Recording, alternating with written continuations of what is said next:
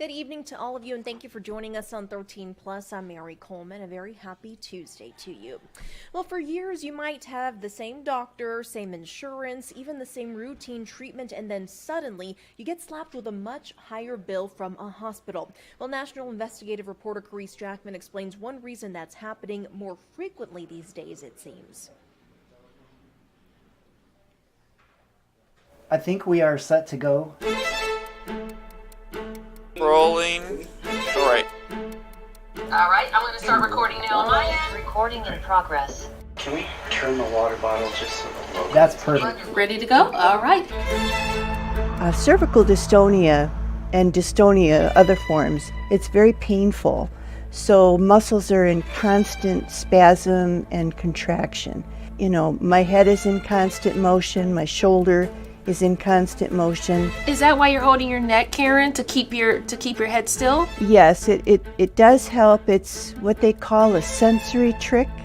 So my brain is constantly telling the muscles to contract and move, and this helps minimize it, actually, and it helps keep my head straighter.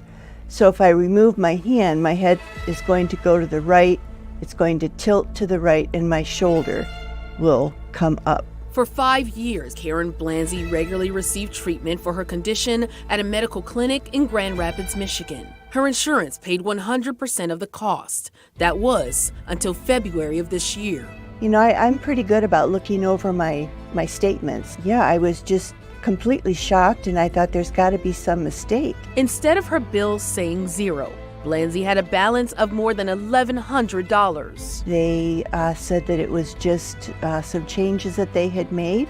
My insurance company said the same, and that it was a revenue code. They had switched from billing as an office visit for treatment, and they switched it to outpatient hospital services. And there was nothing different about your treatment?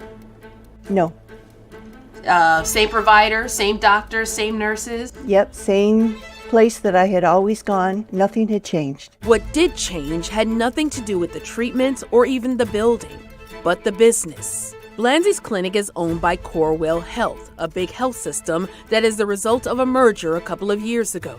At the end of last year, Corewell announced to patients that some clinics would now be owned and operated by the hospitals. In December, Blanzy got this letter from Corewell Health about the billing changes, stating that she can expect to see 2 charges on her statements from them in the future, and that the clinic will begin provider-based billing. The letter says even though the clinic or practice Blanzy went to may be located several miles away from an actual hospital, the facility itself may be owned by the hospital or considered part of it. Corewell added this is common in large health systems, where the hospital system owns the space and employs some of the team members. She requested they rebill her insurance using the in-office code, like they've done on her bill since 2019. But they refused to do so. For them to change the way they bill it and say that it's a hospital service as an outpatient, it just didn't make sense to me. Investigate TV reached out to Corewell Health for an on-camera interview. Corewell confirmed late last year Blanzy's neurology office became a hospital outpatient department owned and operated by Corewell Health Grand Rapids Hospitals, and stated the change was not a result of the merger. But they declined to discuss her case due to patient privacy and didn't explain the coding. And look at this, look at this nonsense. The way the clinic's listed below bill for services is changing, and then you have like pages of which clinics might be affected, but not how, how is that okay? Dr. Elizabeth Rosenthal, senior contributing editor of our partner KFF Health News, isn't surprised. You and I both investigate these things, but how's a patient, I would, if I opened that bill, I would be really alarmed. She says hospital charges for non-hospital care is a concern she hears from patients all the time. And what had happened, and we see this all over the country, is the doctor's office where she got the treatment, which was a Botox shot, was suddenly rebranded as a hospital. So she was getting a hospital facility fee charge or a hospital code.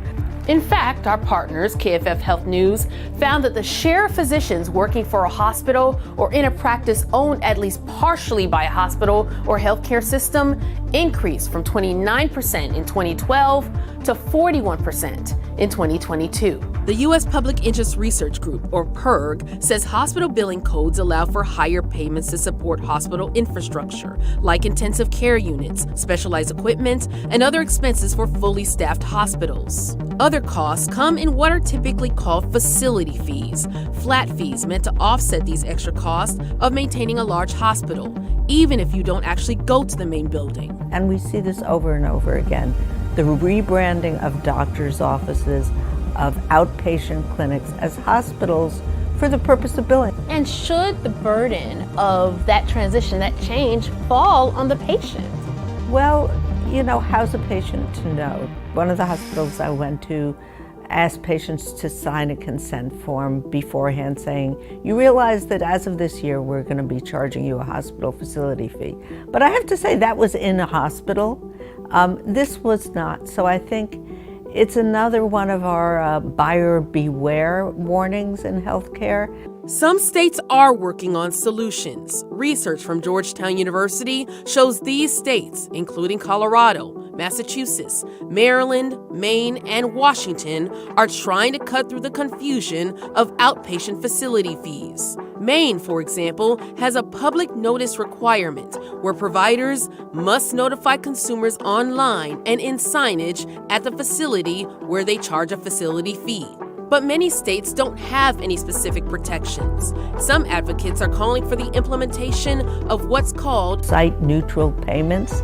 So basically, the payment is determined by the treatment you got, not where it was given. So whether it was in a hospital or an outpatient clinic or a doctor's office, it's the treatment that determines the charge. And that just seems much, much fairer than expecting patients to kind of figure out, is my doctor's office now considered a hospital? But some critics of site-neutral payment reforms, mainly hospital industry representatives, believe those requirements could lead some hospitals to actually scale back or eliminate services at hospital outpatient departments, or could lead to decreases in revenue for hospitals, ultimately affecting patient care.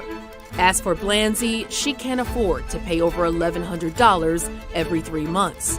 Her treatments have stopped, while her contractions and muscle spasms continue every day. I'd like to see them be more transparent. The bill is mine. I don't think I can do anything about that, but I can't be the only person that this has happened. So the cost of care is the last thing on a patient's mind.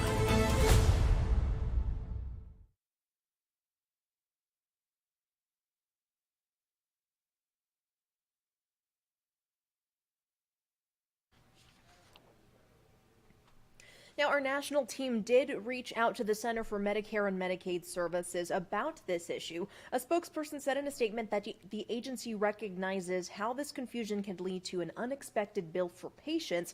They are working with other agencies to get patients' cost estimates before treatment, particularly those with commercial insurance. We hope you're having a great evening, and we'll leave you with a live look from our Mount Bigelow camera where you can see those nice glistening lights out there. We hope you join us for more news and weather coming up on 13 News Live at 10. But for now, have a great evening.